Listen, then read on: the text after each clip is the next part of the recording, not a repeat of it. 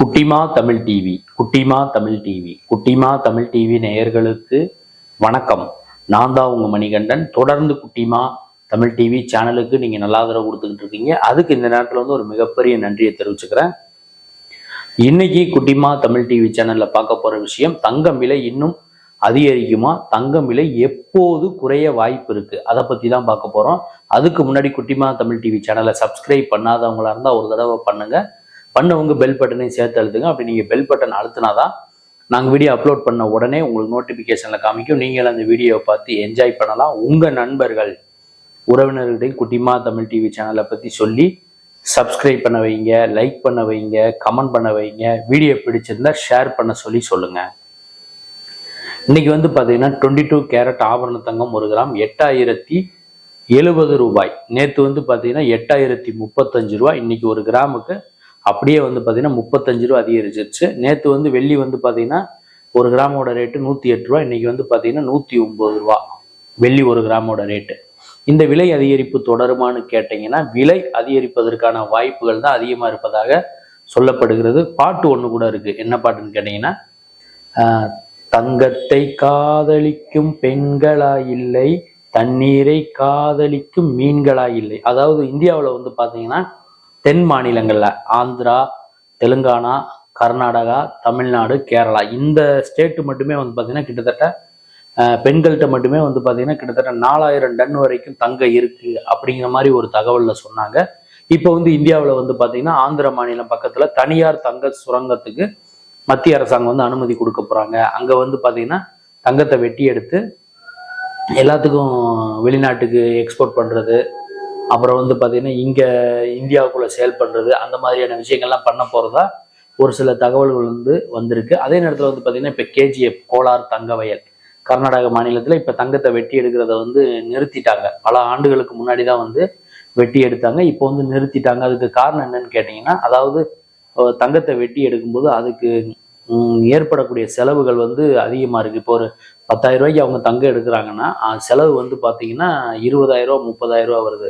அப்படிங்கும்போது அது நஷ்டம் ஏற்படக்கூடிய வாய்ப்பு இருக்குது. அதனால தான் அங்கே தங்கத்தை வெட்டி எடுக்கிறத அவங்க நிறுத்திட்டதா ஒரு தகவல் வந்திருக்கு. இன்னும் சில உலக நாடுகளில் பார்த்தீங்கன்னா தங்கத்தை தோண்டி எடுக்கும்போது இன்னும் ஆழப்படுத்தி தோண்டும் போது வேலையாட்கள் அதிகமாக தேவைப்படுறதுனால தான் இப்போ பார்த்தீங்கன்னா ஒரு 10,000 ரூபாய்க்கு தோண்டி எடுக்கிறாங்கன்னா அவங்க ஒரு 15,000 ரூபாய்க்கு விற்றாதான் லாபம் இருக்குது.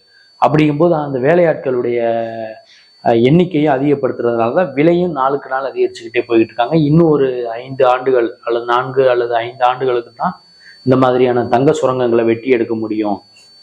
அதுக்கப்புறம் தங்கமே கிடைக்காது அப்படிங்கிற மாதிரிலாம் ஒரு சிலர் பேட்டி கொடுக்குறாங்க. அது எந்த அளவுக்கு உண்மை பொய்ங்கிறது தெரிய வரல. ஆக மொத்தத்தில் வரும் வாரங்களிலும் சரி, வரும் மாதங்களிலும் சரி, தங்கம் விலையும் அதிகரிப்பதற்கான வாய்ப்புகள் இருப்பதாகத்தான் பொருளாதார வல்லுநர்கள் கருத்து தெரிவிச்சிருக்காங்க. வெள்ளி விலையும் அதிகரிப்பதற்கான வாய்ப்புகள் இருப்பதாகத்தான் பொருளாதார வல்லுநர்கள் கருத்து தெரிவிச்சிருக்காங்க. இன்னைக்கு 8070 ரூபா இருக்கக்கூடிய 22 கேரட் ஆபரண தங்கம் 1 கிராம் நாளைக்கு பார்த்தீங்கன்னா 8100, 8150 அதிகரிக்கக்கூடிய வாய்ப்புகள் இருப்பதாக சொல்லப்படுகிறது. சப்போஸ் நாளைக்கு குறையுதுன்னா 8070 இருக்கக்கூடிய 22 கேரட் ஆபரண தங்கம் 1 கிராம் 8035 குறையுமே தவிர டக்குன்னு 7900க்கோ 7800க்கோ வருவதற்கான வாய்ப்புகள் இல்லை என்று சொல்லப்படுகிறது, நம்பப்படுகிறது. வெள்ளி 109 ரூபா இருக்கு 1 கிராம். நாளைக்கு விலை குறையினா 1 ரூபா குறையும்.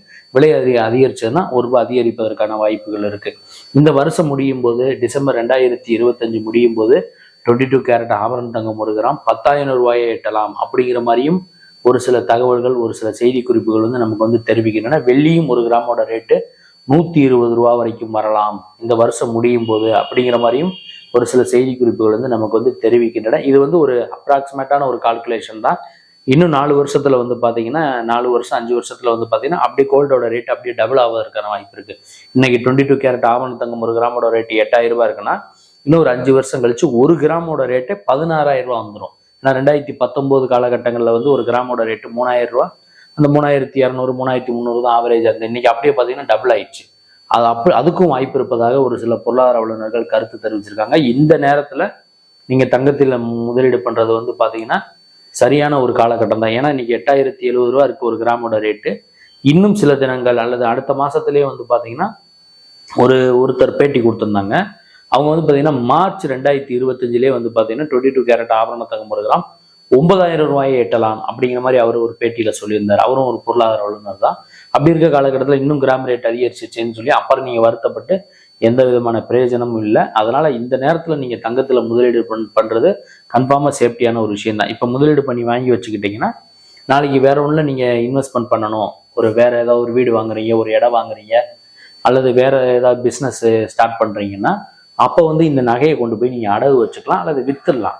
அந்த ஒரு பர்பஸ் இருக்கக்கூடிய ஒரு பொருள் தான் இந்த கோல்டு. அதனாலதான் பாத்தீங்கன்னா தங்கத்தின் மீதான முதலீடு பல உலக நாடுகள் தங்கத்தின் மீதான முதலீடு அதிகரிச்சுக்கிட்டு இருக்காங்க. சர்வதேச முதலீட்டாளர்கள் அவங்களும் பாத்தீங்கன்னா தங்கத்தின் மீதான முதலீடு அதிகரிப்பதற்கான காரணம் அதுதான். ஏன்னு கேட்டீங்கன்னா இந்த சென்செக்ஸ், நிப்டி பங்கு சந்தைகள்லாம் அவ்வளவு நிரந்தரமானது இல்லைன்னு சொல்லிட்டு அவங்க நம்புறாங்க. சில நேரங்கள்ல சில புள்ளிகளும் சில பங்கு சந்தைகளுடைய அந்த சில ப்ராடக்டோட விலையெல்லாம் குறையிறதுனால தங்கத்துல முதலீடு பண்ணா சேஃப்டி அப்படிங்கிற மாதிரி அவங்க இருக்கிறாங்க. பொதுமக்களும் பாத்தீங்கன்னா தங்கத்துல முதலீடு பண்ணி வைப்போம். ஏன்னா ஒரு இடம், இப்போ நீங்க ஒரு இடம் வாங்கினா உடனே விற்க முடியாது, ஒரு வீட்டை உடனே விற்க முடியாது, ஒரு வண்டி வாகனத்தெல்லாம் உடனே விற்க முடியாது. ஆனா இதை பாத்தீங்கன்னா வாங்கி வச்சீங்கன்னா விலை கூடுச்சுன்னா உங்களுக்கு கன்ஃபார்மா லாபம் தான். விலை அதிகரிப்பதற்கான வாய்ப்புகள் இருப்பதாகத்தான் சொல்லப்படுகிறது, நம்பப்படுகிறது. அப்புறம் பாத்தீங்கன்னா நீங்க தங்கம் வாங்கும்போது தங்கமானு பார்த்து வாங்குங்க. 916 ஹால்மார்க் சிம்பிள் இருக்கா, 6 டிஜிட் கோடு இருக்கான்னு பார்த்துட்டு தங்கத்தை வாங்குங்க. காசு என்ன சும்மாவா வருது? அதே நேரத்துல பாத்தீங்கன்னா இப்ப நீங்க தங்கத்துக்கு பாத்தீங்கன்னா தங்கத்துக்கு வெள்ளிக்கு பாத்தீங்கன்னா 3% தான் ஜிஎஸ்டி. அந்த ஜிஎஸ்டி ரேட்டு மாற போறதில்ல. கிராமோட ரேட் இன்னைக்கு 8070 ரூபான்னா அந்த 8070 ரூபா மாற போறதில்ல. வேஸ்டேஜ்னு ஒரு விஷயம் இருக்கு, அதாவது சேதாரம். செய்கூலிக்கு இப்ப யாரும் காசு கேட்கறது இல்லை, சேதாரத்துக்கு காசு கேட்பாங்க. ஒவ்வொரு ப்ராடக்டை பொறுத்து 10%, 15% அதிகமாக ஏற்றி போட்டுட்டு குறைக்கிற மாதிரி சில கடைக்காரங்க குறைப்பாங்க. அப்படிலாம் நீங்கள் பார்த்தீங்கன்னா ஒரு கடையை போல 4 கடை, 5 கடை, 7 கடை, 8 கடை கூட போங்க. ஏன்னா நீங்கள் ஒரு ஏரியாவுக்கு போறீங்க அப்படின்னா, புரசவாக்கம் போனீங்கன்னா அங்கேயும் பல நகை கடைகள் இருக்கு. டி நகர் போனீங்கன்னா அங்கேயும் பல நகை கடைகள் இருக்கு. அண்ணா நகர் போனீங்கன்னா அங்கேயும் சில நகை கடைகள் இருக்கு. அப்படி சென்னையிலே பார்த்தீங்கன்னா நிறைய நகை கடைகள் இருக்கு. எல்லா சிட்டிலையுமே இருக்கு. திருச்சி, மதுரை, கோயம்புத்தூர், ஒரு ஏரியா குறிப்பிட்ட ஏரியா போறீங்கன்னா நகை கடைகளாக தான் இருக்கும் சுற்றி. இப்போ ஜவுளி கடை பக்கம் போனீங்கன்னா ஜவுளி கடைகளாக இருக்கும். அப்படிங்கும்போது நீங்கள் இப்போ சேலத்தில் போனீங்கன்னா வெள்ளிப்பட்டறை ஏரியாலாம் இருக்கு, அங்கேயும் சில நகை கடைகள்லாம் இருக்கு. அப்படிங்கும்போது நீங்கள் ஒரு கடையை போல 4 கடை, 5 கடை, 6 கடை, 7 கடை ஏறி இறங்கி பார்த்தா தான் அந்த வேஸ்டேஜை குறைச்சி வாங்க முடியும். ஏன்னா இந்த கடையில் என்ன ரேட்டு போகிறோம், என்ன வேஸ்டேஜ் போகிறாங்க நீங்கள் தெரிஞ்சுக்கலாம். அந்த கடை அப்படி இப்படி போனாதான் நீங்கள் அந்த வேஸ்டேஜை கொஞ்சம் கம்மி பண்ணி வாங்க முடியும். ஏன்னா ஜிஎஸ்டி ரேட்டும் மாற போகிறதில்ல, முன்னாடியே சொன்ன மாதிரி கோல்டோட ரேட்டும் மாற போகிறதில்ல. இந்த வேஸ்டேஜில் தான் பார்த்தீங்கன்னா வேரியேஷன் வரும். அதை நீங்கள் பார்த்து ஒரு தடவைக்கு 4 தடவை பார்த்துட்டு வாங்குங்க. நான் சொன்ன இந்த செய்தி, தங்கத்தை பற்றி சொன்ன செய்தி, இந்த வீடியோ உங்களுக்கு பிடிச்சிருக்கும்னு நான் நினைக்கிறேன். பிடிச்சிருந்தா லைக் பண்ணுங்க, கமெண்ட் பாக்ஸில் உங்களுக்கு என்ன தோணுதோ அதை கமெண்ட் பண்ணுங்க. அப்போ தான் நான் அடுத்தடுத்த வீடியோ அப்டேட்ஸ் போட முடியும். வீடியோ பிடிச்சிருந்ததுன்னா ஷேர் பண்ணுங்க. உங்க நண்பர்கள் உறவினர்கிட்டையும் குட்டிமா தமிழ் டிவி சேனலை பற்றி சொல்லி, இந்த சேனலை பற்றி சொல்லி சப்ஸ்கிரைப் பண்ண வைங்க, லைக் பண்ண வைங்க, கமெண்ட் பண்ண வைங்க. வீடியோ பிடிச்சிருந்ததுன்னா அவங்களையும் ஷேர் பண்ண சொல்லுங்க. அடுத்த வீடியோவில் இதே மாதிரி ஒரு செய்தி அல்லது சினிமா செய்தி அல்லது சினிமா விமர்சனத்தோட மீண்டும் நான் உங்களை சந்திக்கிறேன். குட்டிமா தமிழ் டிவி சேனலை பார்த்து ரசிச்சுக்கிட்டு இருக்க நேயர்களுக்கும் ரசிகர்களுக்கும் பொதுமக்களுக்கும் நெஞ்சார்ந்த நன்றிகள்.